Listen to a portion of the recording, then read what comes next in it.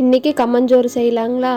அடிக்கிற வெயிலுக்கு சாப்பாடு மூயுதோ இல்லையோ தண்ணி மோர் தான் நிறைய மூயுதுங்க.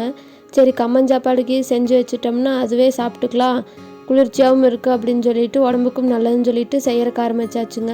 போய் கடையில் 2 கிலோ கம்பு வாங்கியாச்சுங்க ஒரே வழியாக. இன்றைக்கி அளவாக 2.5 டம்ளர் மட்டும் கம்பு எடுத்தாச்சுங்க.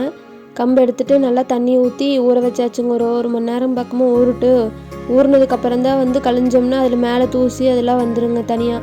அதனால் 1 மணி நேரம் நல்லா ஊற வச்சுட்டுங்க. நல்லா ஊறினதுக்கப்புறம் ஒரு 4-5 டைம் நல்லா கழிஞ்சிட்டு மேலே வர தூசெல்லாம் போகிற அளவுக்கு கழிஞ்சாச்சுங்க.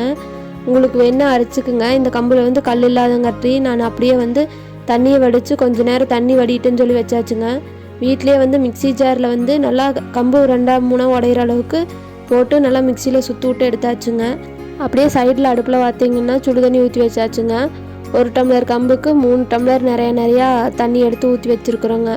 நல்லா தண்ணி கொதி வந்த உடனேங்க உடச்சி வச்சுருக்கிற கம்பை கொஞ்சம் கொஞ்சமாக போட்டு நல்லா கிளறி விடணுங்க. ஒரே முட்டா போட்டோம்னா கட்டியாகி போயிடும்.